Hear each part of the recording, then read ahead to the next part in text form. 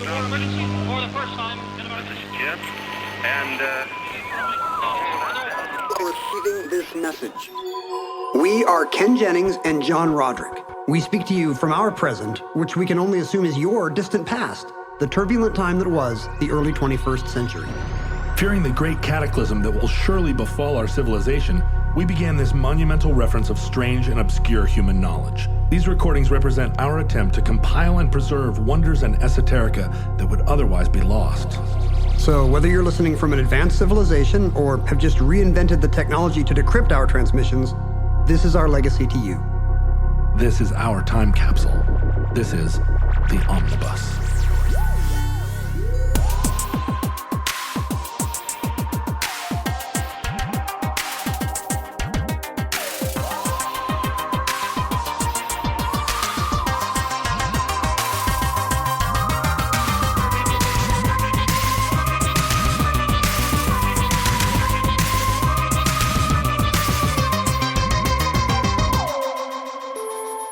You have accessed entry 1165.AM0408.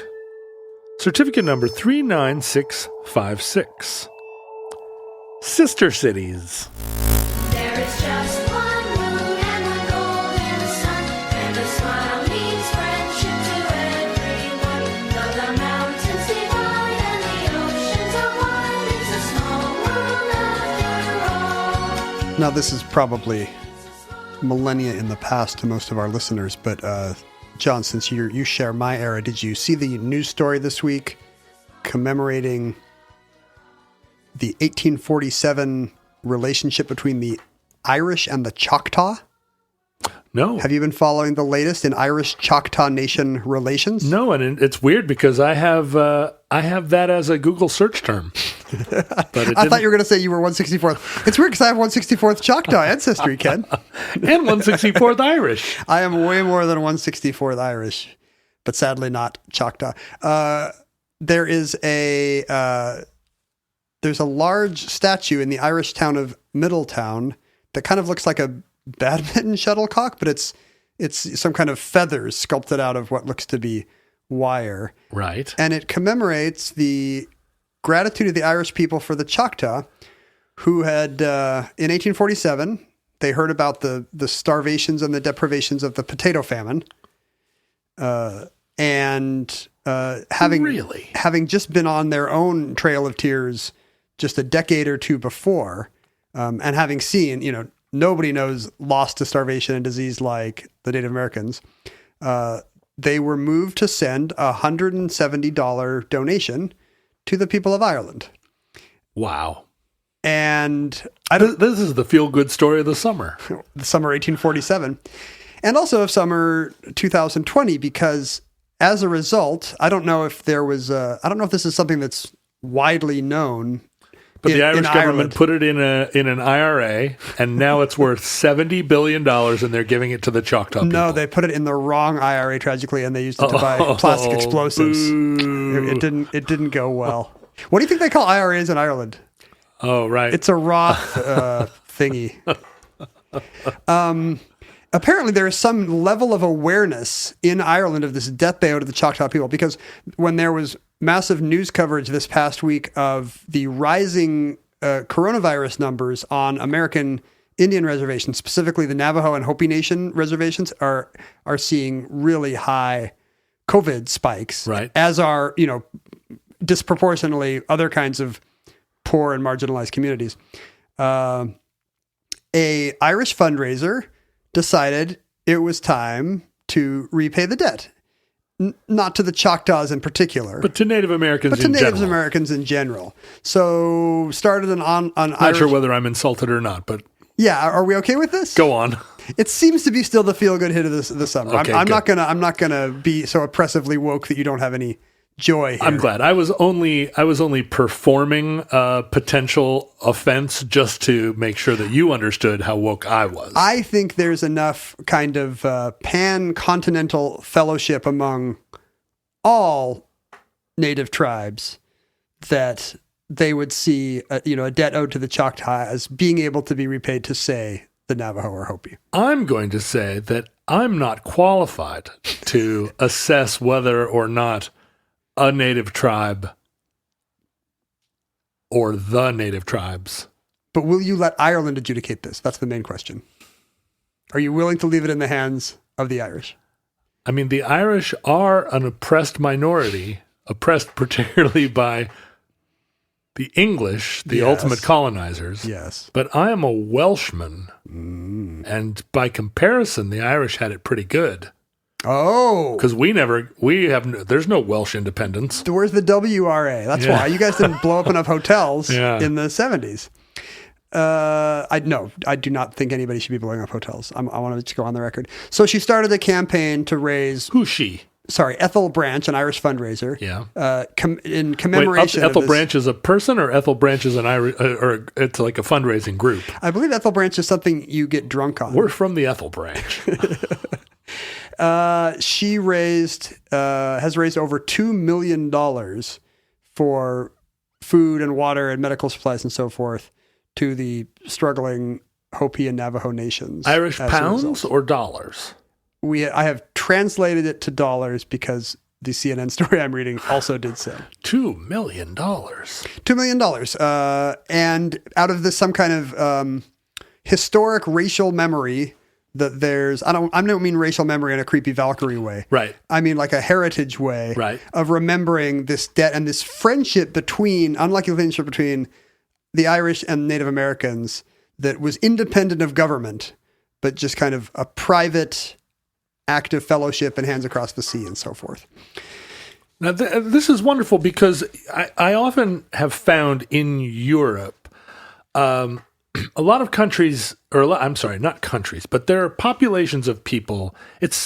What am I trying to say? It's fashionable among certain sets in Europe to... You're really hedging now. To try to forge some commonality with Native Americans where, a certain kind of like hippie woke European tries to honor Native Americans by adopting Native American practices in a Belgian context.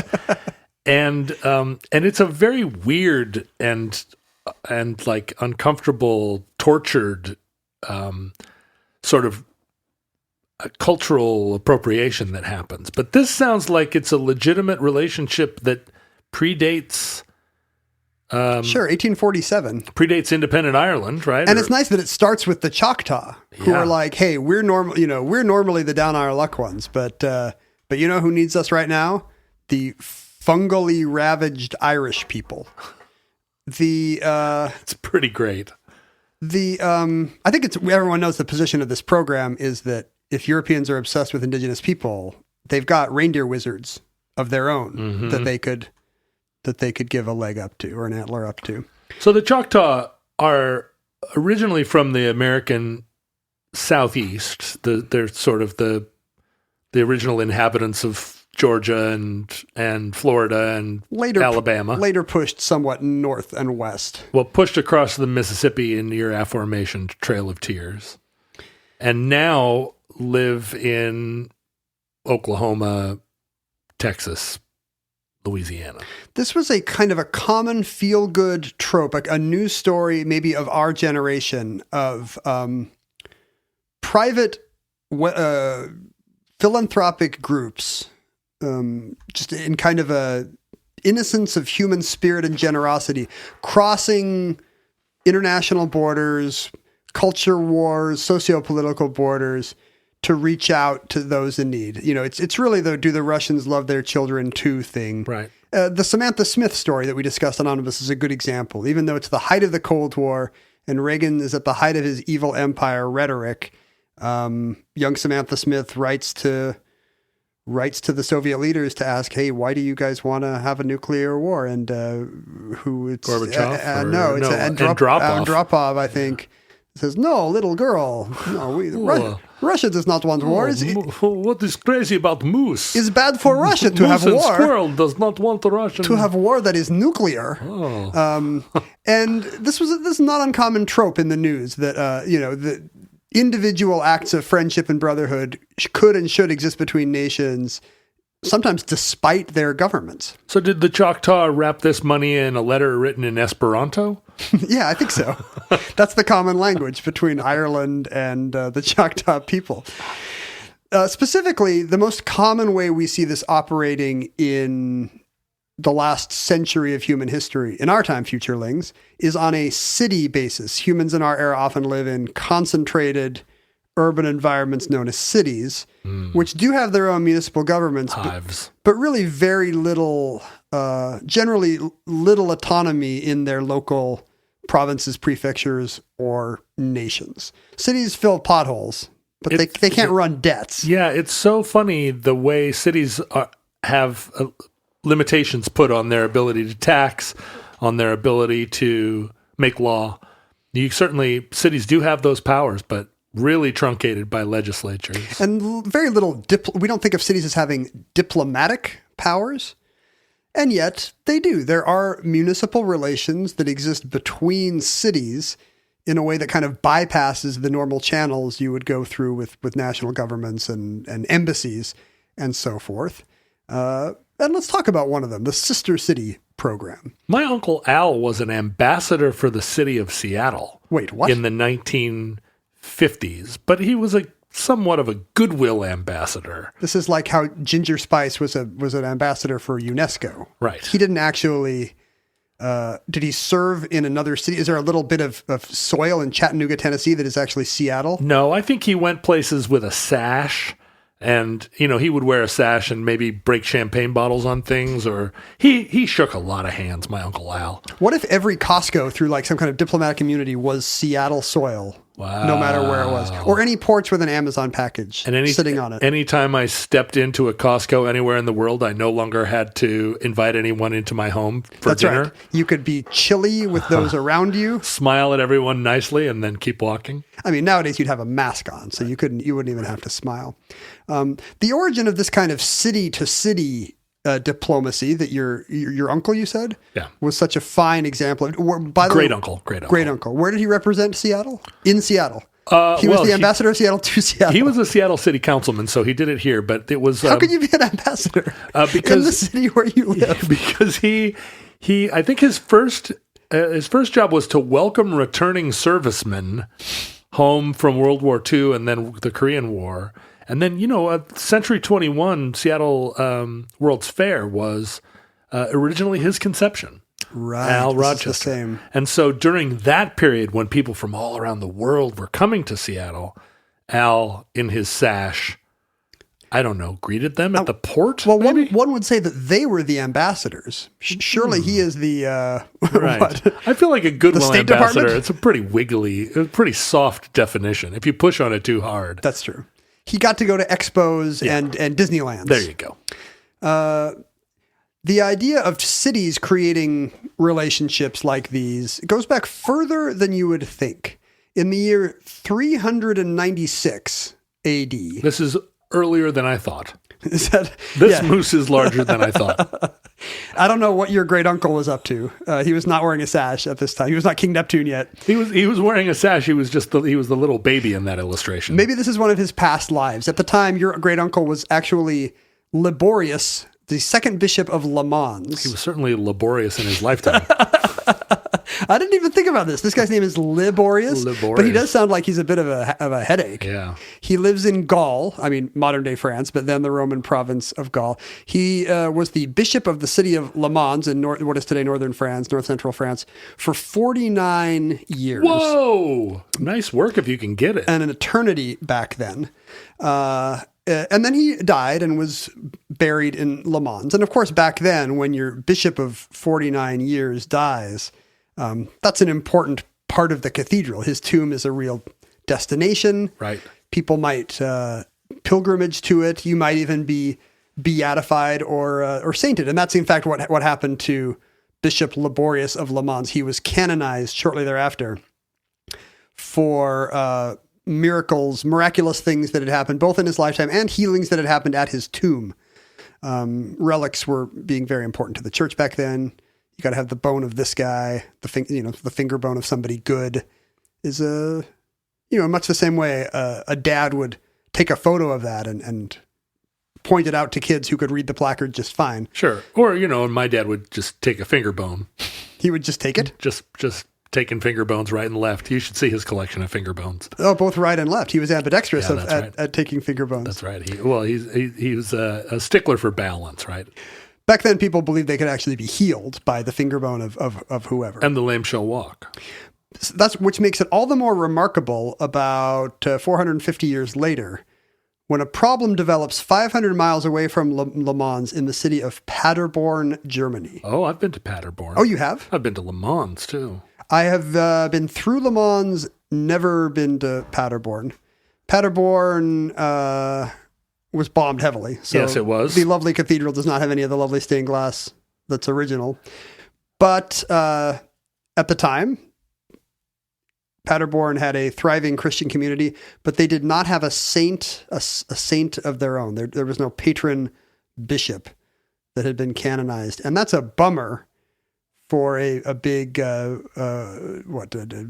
bishopric. Bishopric. Except like doesn't have a Paderborn. bishop. A diocese. So Paderborn's very close to the bishopric of Munster and would have been like feeling that Munster pressure. Sure. That fat Munster pressure. Because this is all Charlemagne's Germany. And right? there's no, it is Charlemagne. It's Charlemagne's time. It's exactly contemporaneous with Charlemagne. He is still the Holy Roman Emperor. And there's no professional sports to make for cities to compete with. So I assume there was a lot of competing via things like religious relics. Oh, sure. Right. Because that's what's going to bring people to town. That's what's going to stimulate the economy, like the finger of St. Laborius. Right. Instead of injecting money into the economy, you could inject finger bones back then. So Pope Leo III and Charlemagne feel bad for the city of Paderborn, which is without a saint. And that's when the city of Le Mans makes a remarkable gesture, and they offer to dig up Laborius from his grave. What now? Keep some of his relics in a tomb there, but send the body 500 miles east-northeast to Paderborn and donate their saint. Because here's the thing about Le Mans. They have another better saint. Their diocese was founded by Julian of Le Mans, who was the first Christian to preach there.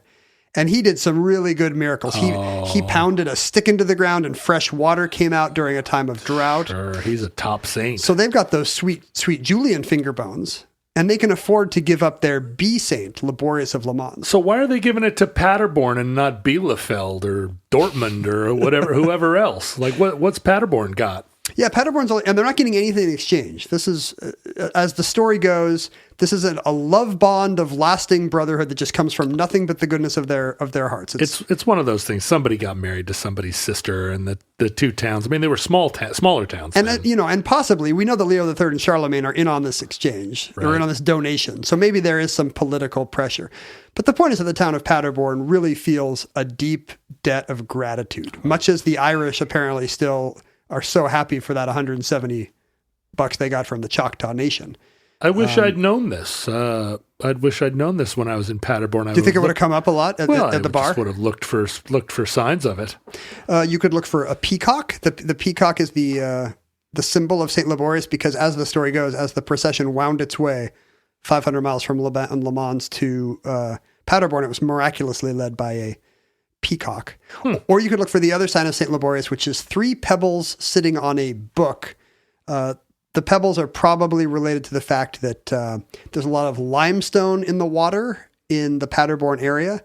And as a result, people tended to get a lot of gallstones in the Paderborn area. And so you'd think St. Laborius would be the patron saint of getting gallstones, but no, he's the patron saint of healing gallstones. Right. Because people would come to his tomb to seek relief for their painful pebble-related problems. So from that time, from the year 835 on, Paderborn had this feeling of gratitude for the generosity of Le Mans, and there was actually, it was a warm relationship of friendship and brotherhood and cultural exchange that persisted despite the fact that Europe was fractured in many different ways over the millennium ahead. This is so bonkers to me. Le Mans and Paderborn. It's pretty random. I cannot think of two places that I would not put together in any way, shape, or form. But doesn't it remind you today of seeing in some Seattle park a little plaque to the effect that this is our sister city of Tashkent, Uzbekistan. Yes. And you wonder why the hell Seattle and Tashkent, Uzbekistan have to have any relationship at all, much less a plaque in this park. It's so funny because I just always assumed that this was some kind of chamber of commerce, like International Rotary Club. You know, the Rotary Club is always looking for reasons to give somebody a medal. And this just feels like, it always felt like a Rotary Club thing. It kind of is. What we're looking for, I think these are some 20th century found antecedents of brotherly love between cities that justifies our Chamber of Commerce. I see. Tradition. But there's a little more to it than that because there's other cases through history. After World War I, for example, the town of Cayley in West Yorkshire adopted Poix du Nord, France, a tiny little town that had been just reduced to rubble. And I don't know, there must have been a soldier coming home or something that suggested this as a target for philanthropy. But this tiny Yorkshire town raised 200,000 francs and built a red brick community center called the Cayley Hall, which is still found in tiny Poix du Nord, France. And that also seems a little self-serving. It's got their name in it. They didn't have to call it Cayley Hall. Whenever I am out in the forest and I see some Eagle Scout project where some Eagle Scout has built a little something and their name is on it in letters that are just slightly too big, I'm like, is this an Eagle Scout project or did you just build a little memorial to yourself? It may be that 16-year-old boys are not the most likely demographic to appreciate anonymous good works. Well, except in past time, right? Boy Scout projects in the 50s, 60s, 70s, 80s.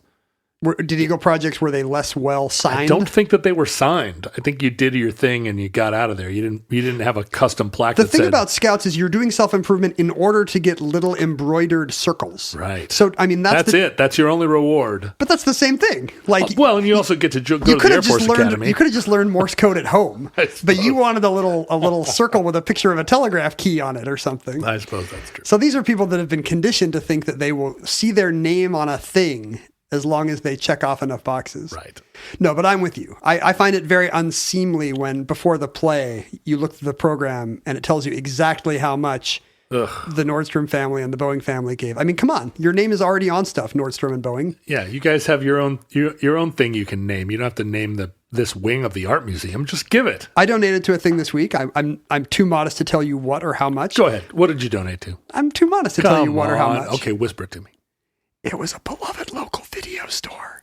Oh, I know you love that, but that's self-interest. You just want that store to stay open. I think there is some self-interest in a lot of kinds of philanthropy. I keep suggesting that you're going to just buy that video store and rename it the Ken Jennings random and Jeopardy unusual videos. Jeopardy Laserdisc Emporium. The JLE. That place has got some nutty videos. We're talking about, of course, Scarecrow Video Seattle's here in beloved, Washington. the largest video store left in the Western Hemisphere, I believe. Yep. And really just a place that has one of everything. If you want all the different faces of deaths, you can get it there. But the option in their giving campaign was, do you want your name available? Right. And your amount available? And I said no. No. And no. No, I'm Ken I'm just going to Jennings. talk about it on my podcast.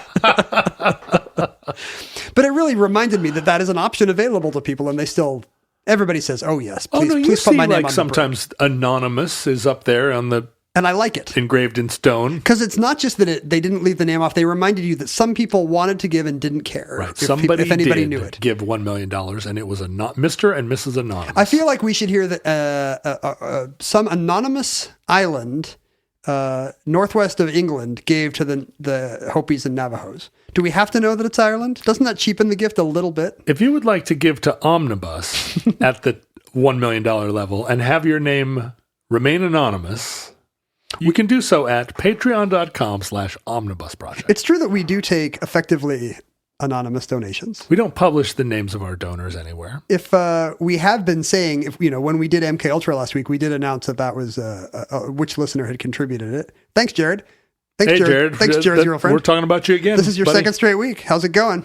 But if someone were to say, hey, I want you to do a show about Puff the Magic Dragon, but please do not use my name, we would absolutely honor that request. Yeah. Well, wait, are we talking about the cartoon character in song, or are we talking about the AAC 130 gunship. There's armament called the Puff the Magic Dragon? Yeah. Is it the Puff the Magic Dragon? No, it's called Puff the Magic Dragon. Maybe I'll do a show on it. I mean, I can't do too many airplane shows. No, the fans just get too happy. there's too much listener excitement when you go to Jane's too often. The tradition of sister cities does not get to America until 1931, when on a very informal level, Toledo, Ohio opens relations with, do you want to guess? Tashkent, Kazakhstan. Toledo, Spain. Oh, of course. Through the coincidence of their name, there has been a few kind of, over the years, kind of quasi-diplomatic overtures. Toledo sent, Toledo's famous for its steel. Right. So they sent some swords which hang in the town hall or whatever in Toledo, Ohio. There have been a kind of exchange student types of things in the early 20th century where their kids came here to learn English for the summer. We sent our Spanish club from Toledo High over there. Boy, can you imagine? To eat tapas. I've always thought about this, like some kid from Toledo, Ohio gets to go to Toledo, Spain, and then there's some Spanish kid that ends up in Toledo, Ohio. Yeah, I think it's very telling minute. that the name of the civic group is the Community on Relations with Toledo, Spain. Right. Even though there are members of this committee on both sides of the Atlantic, the name of the committee is Relations with Toledo, Spain, because nobody wants relations with Toledo, Ohio. Well, there's so many opportunities for that in that case, right? New York would have a sister city in England called York. Sure. Philadelphia Haven. it was the ancient name of, I think, Amman, Jordan. Oh, sure, of Amman, course. Jordan was once Philadelphia, Middle East. And you could be sister cities with Delphos. Sure. Right. Memphis. Memphis, I mean, right? a lot in of these Egypt? are ruined cities. Memphis, Egypt is a ruin now. So there wouldn't be a whole lot of parades or you couldn't have a pancake dinner or anything like that. Are there sister cities even within America? Like, is Des Moines, Iowa, sister cities with Des Moines, Washington? They are always international. Right. And this is because, these are just kind of some isolated cases of, communities reaching out and doing a fun thing. In Toledo's case, because of an accident of nomenclature. Can you imagine if you're a student from Moscow and you end up in Moscow, Idaho? Like, wait a minute. The movement becomes a movement after World War II. Sort of United Nations is the popular And song. Europe has just been not just blasted to hell, but just divided. And the idea is we need to rebuild Europe. We need to rebuild these connections. And sometimes the relationships are ones of sympathy from damage inflicted by the war. For example, very early, almost immediately after the war ends, Coventry, England, and Stalingrad form a partnership, and they have something in common, which is getting blown to hell by Nazi Germany. And that's kind of what they have in common. It's like siblings of an abusive parent or something. So they're trying to bridge across a Cold War gap, but using their common experience as victims of Nazis. They have a common enemy. And it doesn't take long before this extends to kind of an olive branch across the World War II national enmities. In 1947, Reading, England, forms the first partnership of its kind with a German city, Dusseldorf. Right. So Dusseldorf and Reading agree to let bygones be bygones and show a good example of brotherhood by becoming partners. Now, these are not called sister cities in Europe. Dusseldorf got the worst of that relationship, I think, in terms of which got bombed into smithereens more. Yeah, I mean, there's not a lot of exciting English options to be partnered with outside of London. Well, Reading's got that great music festival. Oh, yeah. At the time, though, in 1947? No. But they knew it would. Yeah. Yeah, you're right. Like, hey, if this place ever has a music festival, we're going to be in on the ground floor. So it's not called sister cities. No, in Europe, this phenomenon is almost always called twinning. Yeah. I've heard that. Because if you drive into any place on the A whatever in England, it'll tell you, welcome to Dorchester, right. Twinned with, like twin is a verb, twinned with Bergen, Norway, and Palermo, Italy, and... Well, now you're talking about triplets. You're not Yes. a twin. Well, you're twinned with each of them individually, but you'd think that would make you octuplets or whatever. Right. That's a good point. Because if Dusseldorf, Yeah, it's not commutative. it's not commutative, Or associative, right? I guess. Your twin is not also the twin of your twins. Transitive. Twin. It's not transitive. The twinning. twin of my twin is my twinemy. Right. No, you're right. These are individual two-way relationships. Which seems in both weird, cases. right? Once you started like a web, why not? Well, especially if you keep the twin metaphor, Right. right? Keep it going, man. I guess it's because everything has to happen back and forth, and Yeah. you don't want to create new nodes that require meetings of 20 people. Sure, because then you start a game of telephone. It's like, I was talking to Dortmund the other day. Did you hear what they said about Johannesburg?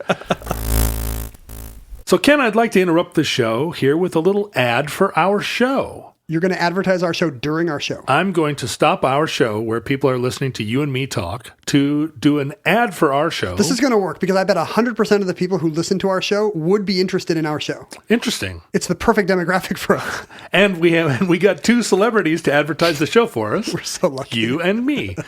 One of the advantages of supporting the show, and I'm talking about an advantage over and above the satisfaction of knowing that you are supporting Omnibus, your favorite podcast, Part of the community. is that we have a whole host of benefits for Patreon supporters. A whole raft of benefits. A raft of benefits. We literally put them on a raft. So at the first tier of support and every subsequent tier, you have access to, I think, what is some of the best bonus content out there, an additional entry in the Omnibus where we review old episodes according to letters we've received from you, the listeners. Corrections, additions, submissions. We talk back. That's right.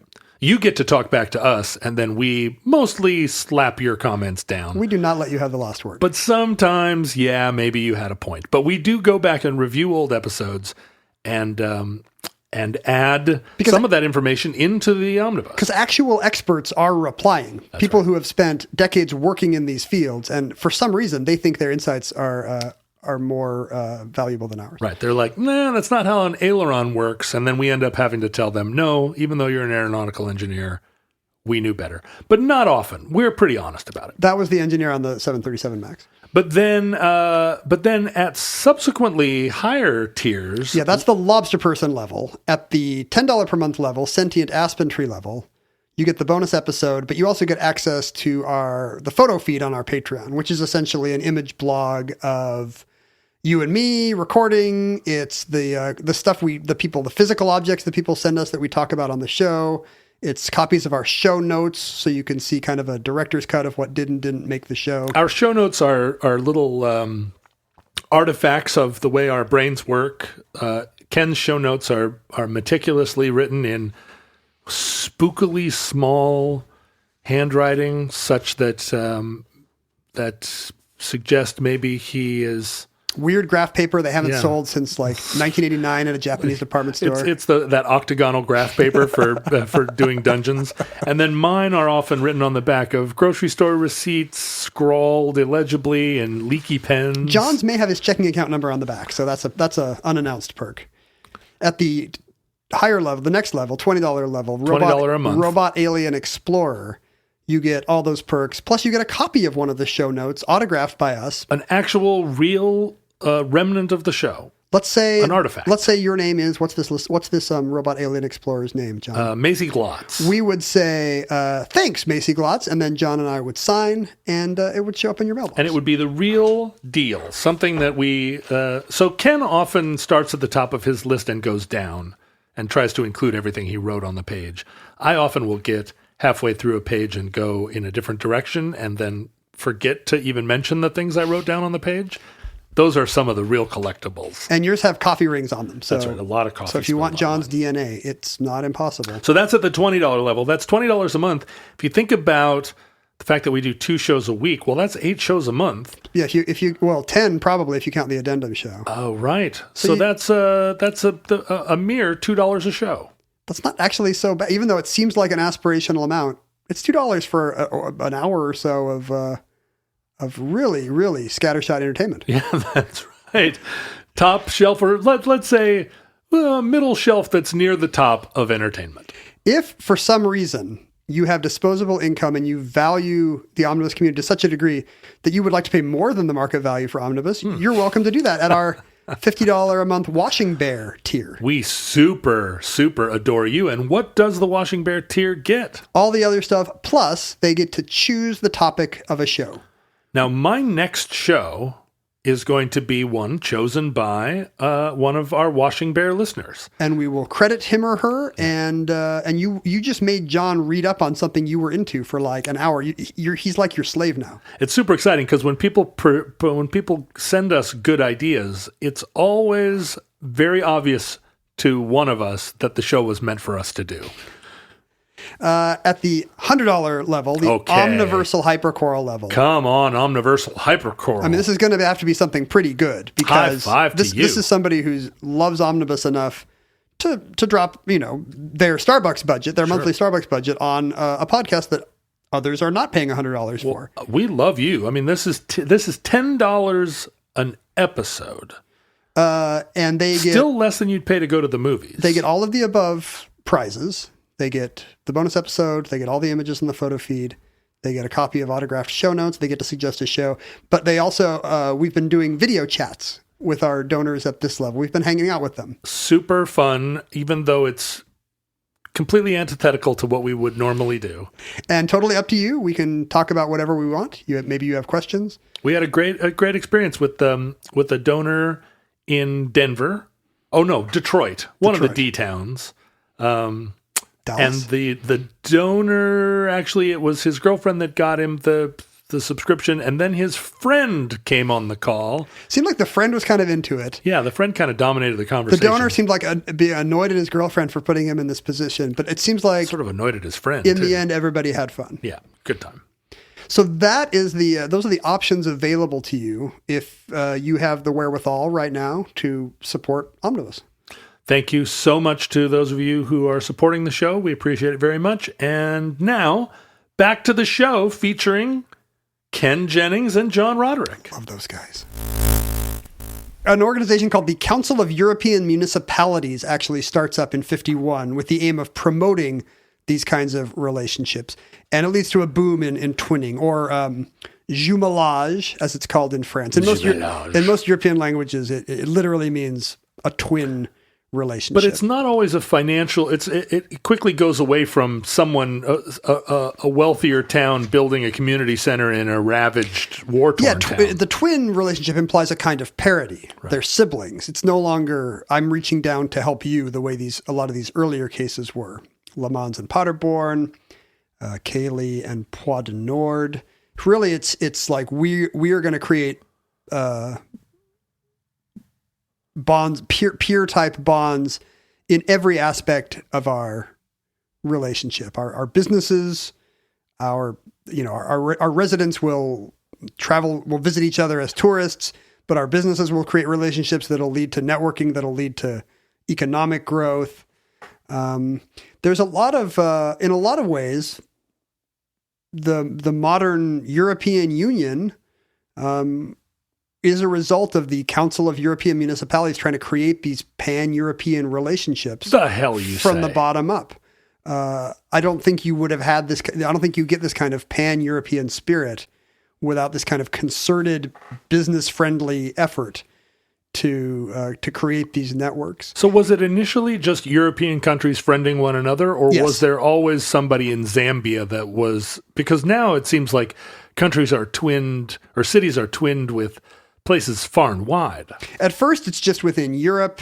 Later, after the wall falls in 1989, the European Parliament, or the European Commission via the European Parliament, actually throws money at the creation of these, because, it costs money to reach out to some city in Romania that's about your size and say, hey, we want to have a festival for your fruit or your brandy or your telecom company or whatever it is. Right. And the European Parliament in 1989 agreed to throw money at that in hopes of creating bonds between the newly opened up East and the West.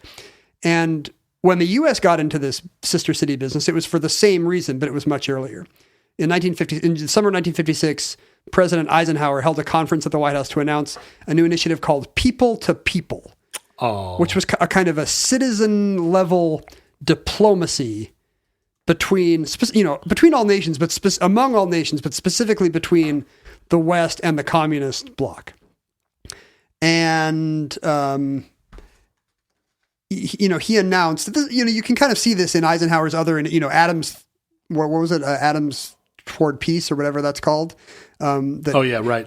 Adams for Peace. Even though we have atomic energy, we could build power plants instead of bombs. These all feel like television specials where Marlo Thomas is going to sing us a song.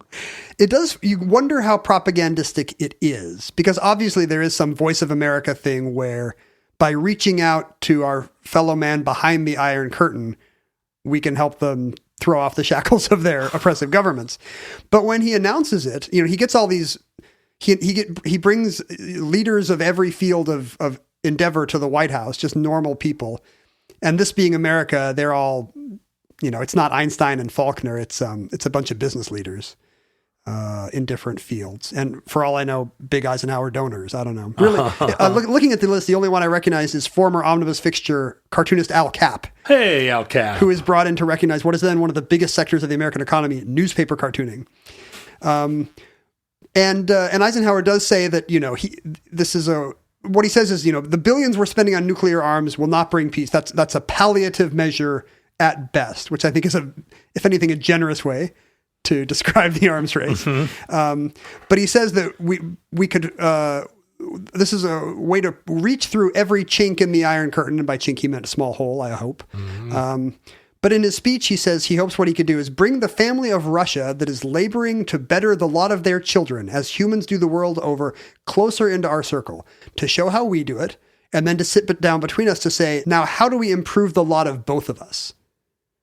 So that's a very generous and egalitarian way to see peace at the height of the Cold War. It's how do we improve the lot of both of us? It's A, the Russians love their children too, for sure. Right. And B, we have much to teach each other. Right. So on the surface, at least, it is not just Radio Free Europe.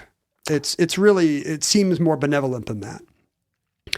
And I'm sure, the Defense Department and the intelligence community is for this as well, for their own reasons. But, improve the lot of both of us.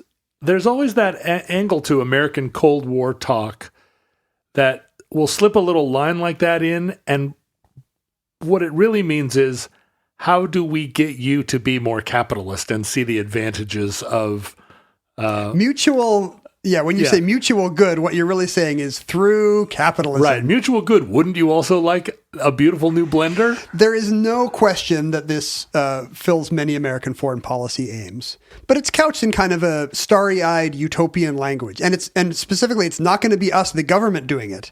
It's going to be regular Joes like Al Capp, right? Reaching out to their contacts all over the world, an organization called the National League of Cities starts a Sister Cities initiative and later spins off its own organization, which still exists today, called Sister Cities International, to promote these kind of municipal bonds. And it runs amok, given this kind of government imprimatur of legitimacy today. And that's why we get the situation today where Seattle, for example, is twinned with 21 other cities. Can you name any of Seattle's sister cities? Tashkent in Kazakhstan. Tashkent is actually correct.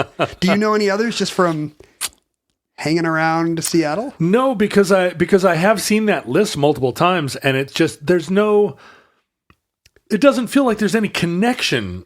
That's a funny thing. There is no rhyme or reason. If you look at Seattle's list, which includes everything from Bergen, Norway. That's funny. Yeah, that's I was in nice. Bergen last summer, or 2 summers ago. I had no idea that I was in our sister city. And that's kind of what happens. It's a Chamber of Commerce thing that is not reflected. I knew Kobe, Japan, because... Oh, I knew that too. There's that little Japanese pagoda temple thing on some little park kind of near where 90 and I-5 meet. It's... there and are stuff quite like a few that. of those. Stuff like that does get built, and you'll see, as we've said, a plaque somewhere.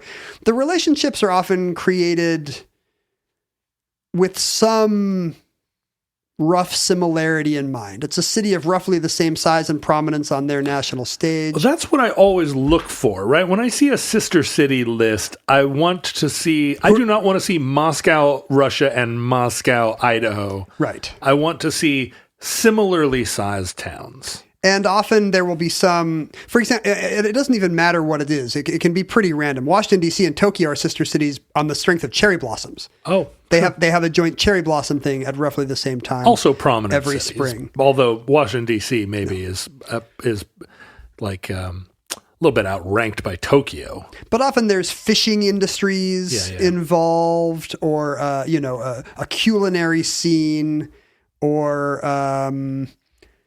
I don't know what some other examples are. Paris and Rome are famously twinned only with each other. That's kind of sexy, Out of some self-centered belief that no one is good enough for Paris but Rome, and certainly no one is good enough for Rome but Paris. They're not going to lower themselves to any other city. I've told this story many times, but when Colin Malloy first joined Twitter, he only followed me. And for like 9 months, he only followed me, and it was very sexy. He never referred to it. His fans must have wondered though, because people always say, why do they only follow one person? Right. He had 1 million followers or whatever. He only followed me. Then he stopped doing that. He started following more interesting people. Boo. But I went on here just randomly. You mentioned cities in Romania. So I just went here and looked at what the sister cities of Cluj-Napoca are. Is this a place you've been? Yeah. And it's an interesting list, right? Beersheba in Israel. Huh. It has 3 different American cities: Columbia, South Carolina, East Lansing, Michigan, and Rockford from the Rockford Files. No, that's Rockford, Illinois. It's very funny when there's multiple in the same country, because you can see really Columbia, South Carolina, East Lansing could not have less in common as American cities. Right. But now they've got this kind of quasi-arbitrary bond. But Cluj-Napoca is also twinned with Nantes in France. Oh, by the way, so is Seattle. So by the transitive property. Oh, really? Yeah, Nantes is our sister city. And Zagreb in Croatia. There's the English city is Rotherham, which no one's ever heard of, but Sao Paulo in Brazil. Why the hell is Cluj-Napoca? Cluj-Napoca is really punching above its weight there. Way above its weight, at least in terms of population. There is something kind of it gives the city a cosmopolitan air. That's right. That it can say that it has sent delegations to these places, and it can pick up the phone and call the second biggest city in Cameroon or Iceland tomorrow. So Cluj-Napoca has a Kazakhstanian sister city, Karaganda, which is not in the top rank of Kazakhstanian. By the way, do we cities. think Kazakhstanian is the adjective of Kazakhstan? Isn't it? I don't know. It's not just Kazakh? Oh, Kazakh. I think Kazakhstanian. Kazakhstanian. I guess probably the person is a Kazakh, but their adjective. But the city is. Right. The your home is Tacoma, but you live in Britannia. Right. Yeah. It's an American city, but each American is an Americanian. A Yahoo. So, and results do come out of these partnerships. I mean, it's not just a purely ceremonial thing. So there is a kind of Rotary Club, like business. There are cultural exchanges and a lot of corporate related, companies will reach out to, if suddenly they've got a new, a city might reach out to a city with a stronger tech sector to ask questions. There's if a city is going to put in transit, they might now suddenly they have somebody they can pick up the phone and call and ask about light rail or, so there is actual good that comes out of it. But a lot of it is just kind of a vague air of hands across the sea and, hey, how are we going to understand the Uzbeks if we can't even point to them on a map? And now, thanks to this plaque, more Seattle school children will be able to do that, et cetera, et cetera. Although we discourage Seattle school children from pointing at Uzbekistan on a map. It's not considered polite. Yeah. Certainly, you don't want to point. You need to point with 2 fingers like they do in Uzbekistan. Wait, did you say Beersheba, Israel? Yes. That's also a Seattle sister city. Well, now, wait a minute. Cluj-Napoca and Seattle have a lot in common, a lot more than I thought. We have at least 2 sister cities in common. Maybe that's just because there's not enough cities in the world. I mean, once you have... So it's really gone out of all proportion. The record, I think, is St. Petersburg, which has 78 sister cities. And if you have a family of 78, nobody's getting enough to eat. I don't know if you can have 78 sister cities and have it be meaningful at all. So this is weird because Seattle does not have a Romanian sister city. We have an Uzbeki one, a Cambodian and Indonesian sister city. Oh, we're paired with Reykjavik. That's nice. It's pretty good. You know, we that's see why, that all the time. That's why we have the music festival. That's right. Yeah. That's nice. That actually panned out. And I think that's an example of a city that's been punching above its weight in its country in terms of, alternative youth music forms. And I think that's a big thing that's powered that sister city relationship. So here's another one. Cluj-Napoca is also paired with Pest in Hungary. Oh, I thought it was pronounced Pecs. I thought Hungary could flex its pecs. No, you're right. It's Pest for sure. And apparently here, according to the Seattle.gov website, there's a Seattle Pest Sister City Association. But I'm wondering, wait a minute, if Cluj-Napoca and Seattle share 3 sister cities, Beersheba, Pest, and what was the other one? Nantes, France. Nantes. That means either that those 3 cities, Beersheba, Pest, and Nantes, are promiscuous. They'll just sleep with any of their sisters. Or Cluj-Napoca is. Why would this, this is statistically improbable. I think you're right. I think there must be not a requirement of transitivity, but a tendency toward it because maybe it leads to greater efficiencies instead of just getting together with a bunch of two-way relationships, Beersheba and Pest and Cluj-Napoca and Seattle. No, not Cluj-Napoca. What was the other one? Nantes and Seattle can all attend summits and rotate through each other's cities. Right. Let's see. Let me just check right here to see what the story is with Beersheba. No, it doesn't have a crazy number of sister cities, just a regular number. The U.S. doesn't really do the thing where when you're driving into the city, it tells you who your sister cities are, which is a big thing in Europe and I think elsewhere in the world. Like the towns really make that a big part of their marketing gimmick. And I'm sure it's because Sister Cities International gave them a grant to put up fancy new signs if they would mention their twinned towns. Beersheba is paired with Addis Ababa, that's a major city. I feel like they have even fewer pairs, so that was just completely random that Seattle would be Seattle gets no world capitals except Reykjavik, and Reykjavik is like one of the dinkier world capitals in the developed world. Right. Oof. And very Seattle-like, by the way. But we have huge cities. Mombasa, Kenya is a ginormous city. Right. It's just not a world capital. Right. In 2002, this is another Pacific Northwest sister city stories. And by the way, I noticed that in both sets of nomenclature, we have used the alliterative. We've chosen an alliterative title. It's sister cities, but twin towns in the UK, even though it's mostly cities, but it doesn't have to be. It can be small towns.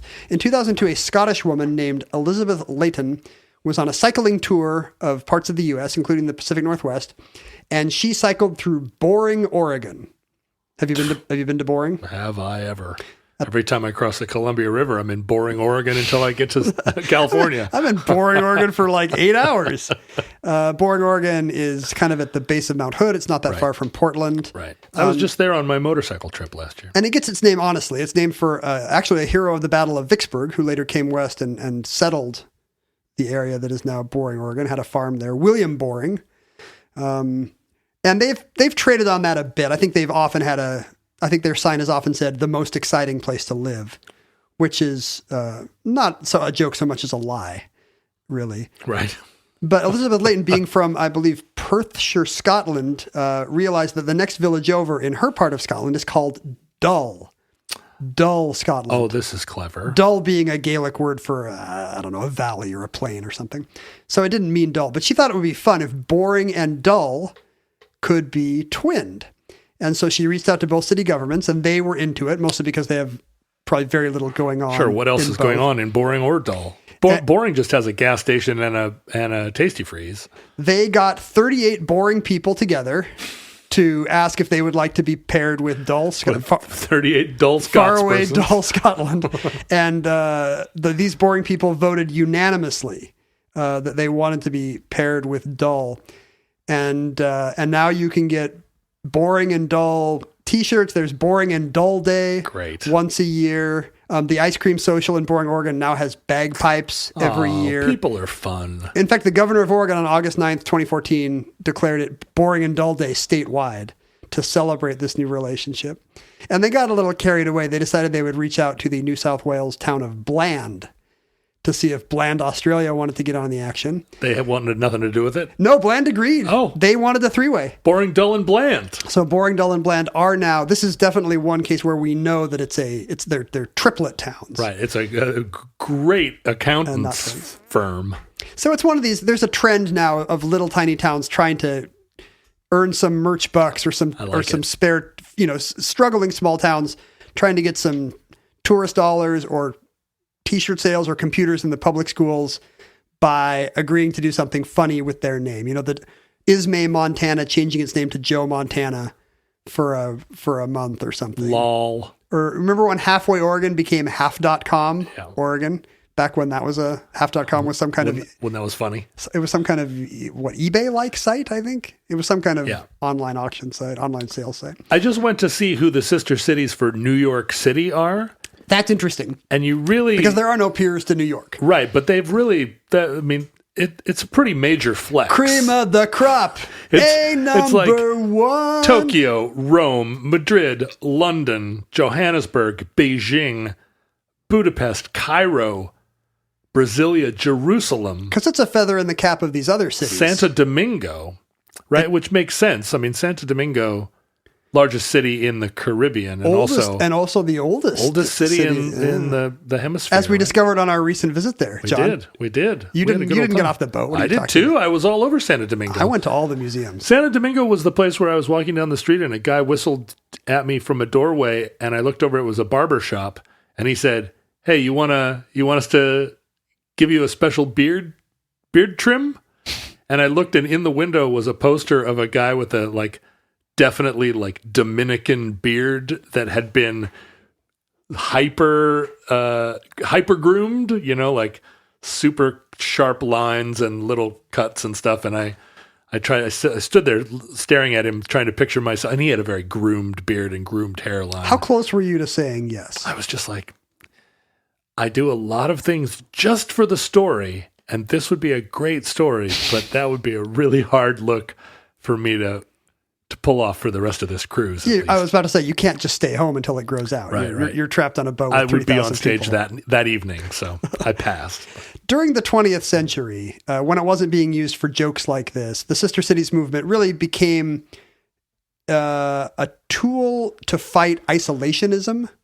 I think after Vietnam, for example, there was a fear that America could fall back into some Lindbergh-style, right, the world can go to hell isolationism. Right. And so it was thought that these kind of municipal arrangements could fight that. And we're living in an era right now when cities do have are trying to flex their policy biceps a bit more, right? But it feels like what should happen is that rural American cities should all be twinned with cities in Mexico and China to increase kind of like a sense of a global world. I guess global world is a little redundant, but like Atlanta doesn't need any not to our flat Earth listeners. Atlanta doesn't need any more sister cities, but Montgomery, Alabama might. Yeah, I mean, let's take a medium-sized city in some red state. Pick a city. Montgomery, Alabama. Montgomery, Alabama. It is the state capital, right? Right. I know a lot of nice people from Montgomery. This is not a slur against the South. It's probably a college town, right? I don't maybe think of it as being a college town. I'm just wondering if it's a little more cosmopolitan than other cities its size. According to the internet, the only relationship I can find is with Pietrasanta, Italy. And that seems like that's going to be a slightly post-World War II thing. Yeah, well, and just, I mean, the fact that they're even communicating with Catholics makes it seem like a lot of diversity there. Papists? So Montgomery only has one sister city, and it's in Italy. That's what I'm saying. Montgomery, Alabama, should have a sister city in Mexico. Oh, and it didn't happen until 2009. So maybe there is a lot of resistance in kind of the less cosmopolitan, what we think of as the less cosmopolitan parts of America to these international relations. Let's pick another city that we think of as well, it can be a Midwestern try city. Decatur, Georgia. Oh, you want to stay in the South? Well, and then we'll do Sioux City, Iowa. Decatur, Georgia Sioux has at Falls. least 3 sister cities. Oddly enough, 2 appear to be in Burkina Faso, Africa. The other being Trujillo, Peru, which is, I don't even know if that's in the 5 biggest cities in, well, I guess Decatur's not in the 5 biggest cities in America, last time I heard. So Sioux Falls has 2 sister cities.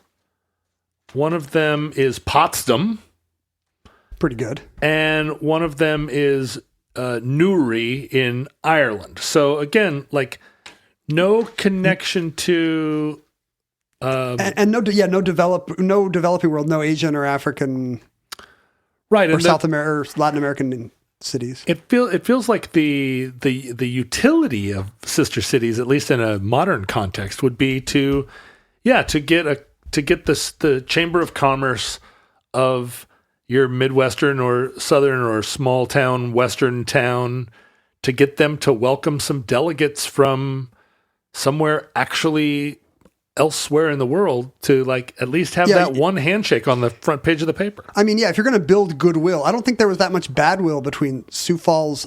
Where were you looking at? Sioux City, Iowa? Yeah. There wasn't that much bad will between Sioux City, Iowa and Newry, Ireland. I mean, weren't any misunderstandings to correct there. Whereas a relationship with, an Asian or Latin American city might be different. So just checking here in rural Washington, the city of Wenatchee is twinned with Misawa, Japan. So, I mean, Wenatchee doesn't have another sister city, it doesn't seem, but what is Yakima? Yakima will have more. Yakima had better have one in Mexico, or I'm gonna start a fight. Well, I'm guessing these Pacific Rim bonds. Like, I'm not surprised by Wenatchee and a Japanese city. Oh, and look at this: Yakima's only sister city is in Mexico, Morelia, Mexico. There does have to be some kind of coincidental relationship that makes somebody pick up the phone the first time. Yeah, right. Somebody's got to have a in-law somewhere, or a friend who came, an exchange student who came and really lit a fire under somebody. Oh, now this is interesting. Yakima has one active sister city relationship. Is that interesting? But 3 dormant ones. Oh, so they're still on the books, but nobody's actually paying the dues or doing anything. Yakima is paired at some point in its history with, let's see, Itayanagi, Japan, Keelung in Taiwan, and Derbent in Russia. Wow. But long ago went dormant, weirdly. So I'm thinking more broadly about the trend today of cities standing up to state, in the U.S., standing up to state and even federal governments and saying, for example, not complying with immigration enforcement. Or, states do this too with environmental regulations, but cities are starting to try their hand at it as well. And the regulatory and constitutional implications are a little bit dicey because, national governments don't like their cities going rogue. Right. But at the same time, America has this federalist ethos of, well, people should be able to govern themselves at the lowest level. So it's hard to make a conservative objection to self-government at these levels that's principled. Right, except you can't go against a trade resolution and just decide that your city and Portland can't violate the Iranian embargo, right? Or the North as much as they would want to, or the North Korea, as they're always talking about, or they can't start trading with North Korea, and it would be ludicrous to suggest. But we're starting to see cities doing just that, right? With these sanctuary city announcements. Certainly, state governments are beginning to assert some states' rights, if you will. I mean, California, by virtue of being one of the world's largest economies, can pretty much dictate what U.S. automakers do. And because it doesn't matter what the federal government says, you're going to want to sell cars in California. And if they can't pass California emissions and safety stuff, then it won't sell, right? So you'd think in an age like this, there would be more potential for sister cities to do more good and maybe get around some of the increasing enmity between governments, especially in the Trump era. But there's an interesting thing happening where the opposite is kind of happening. Cities are flexing their ideological muscles to end sister city relationships. Really? This started in 2013. I think is maybe the earliest case I can find when Russia and specifically Russian cities began passing anti-gay legislation. Right, I remember. There's not a lot of ways for a U.S. city council to push back against anti-LGBT policy in another hemisphere of the world. But if you're the Lansing, Michigan City Council, you can absolutely say, we are going to end our sister city relationship with St. Petersburg, Russia, just to get in the newspapers our objection to this policy.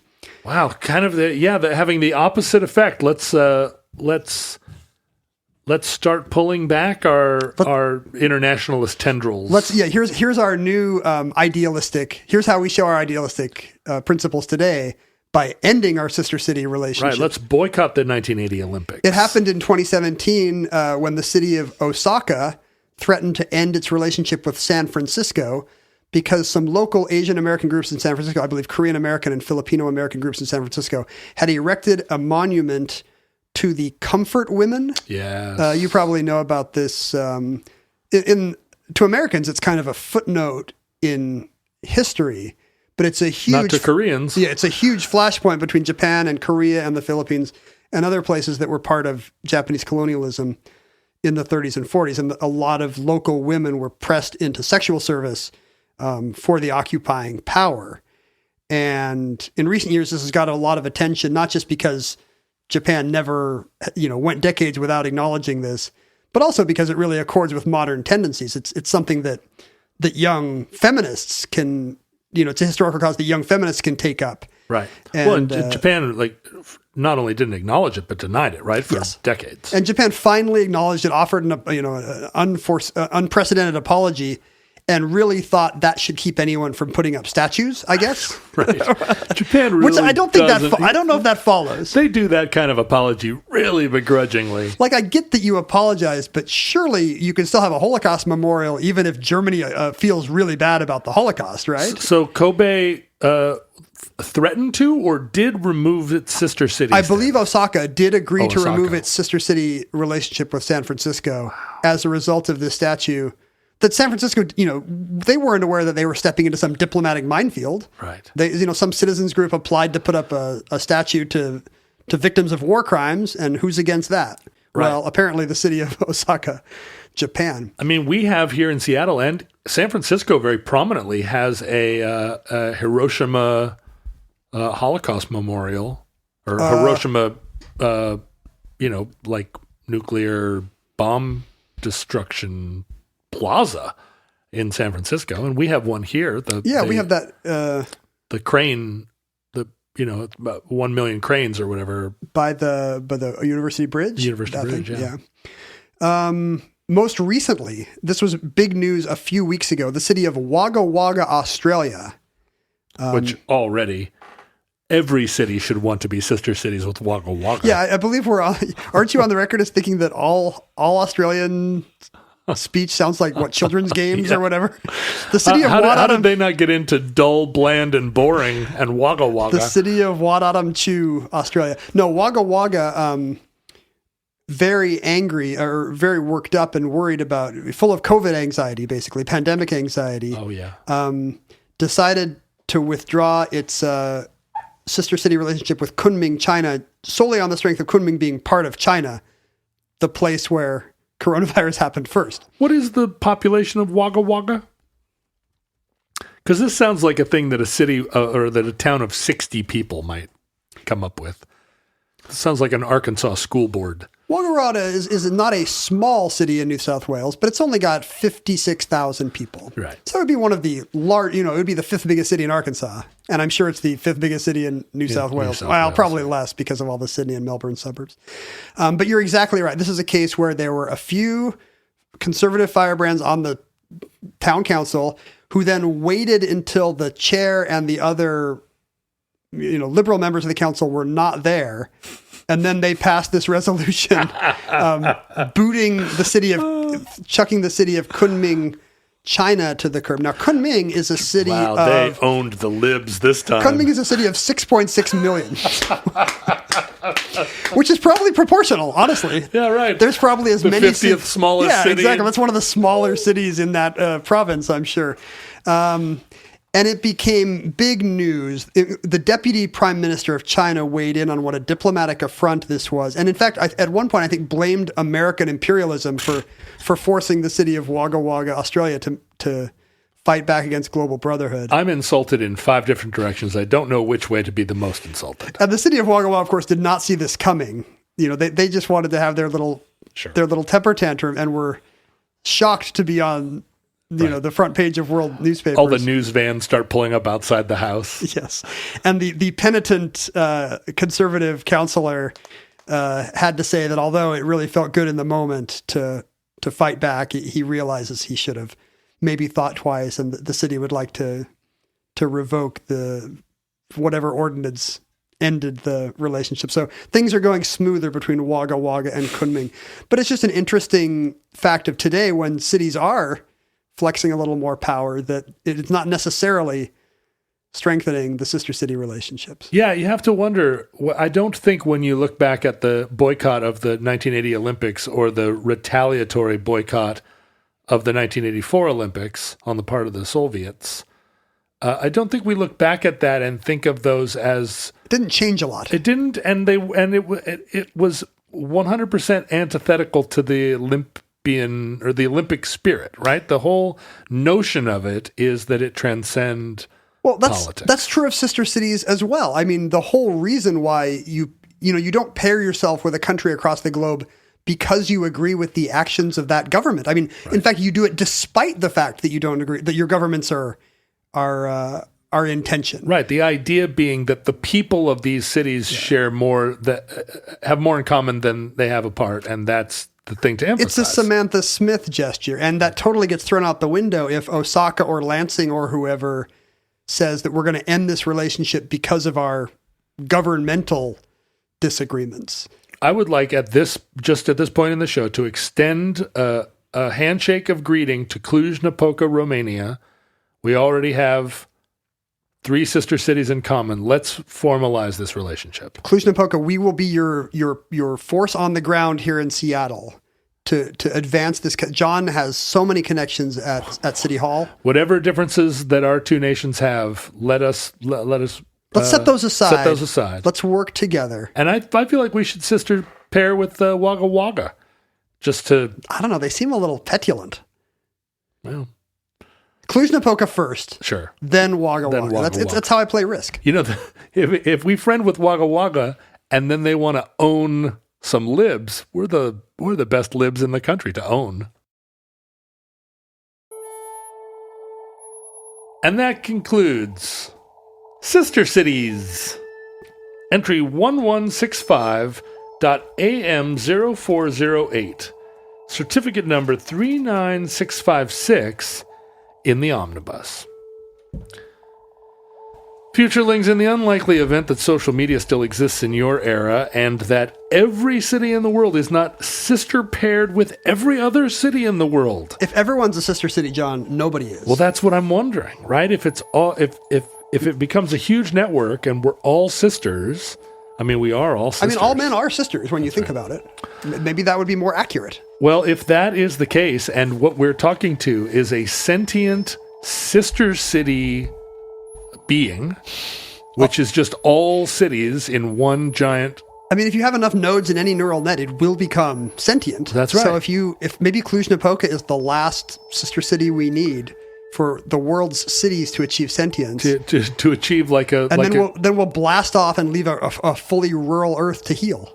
I mean, I love this idea that the Earth becomes a being. Yeah, we are the virus. And when I say we, I mean us and Wagga Wagga. Anyway, if you want to read Ken's tweets from long ago to feel inspired and to feel that that feeling of sisterhood, and communal single purposedness. Perpetuity. Is that what Twitter gives you? Singleness of purposity? Purposity. Go to @Ken Jennings and @John Roderick @Omnibus Project. You can email us at theomnibusproject@gmail.com. You can hang out with other futurelings on various social media platforms.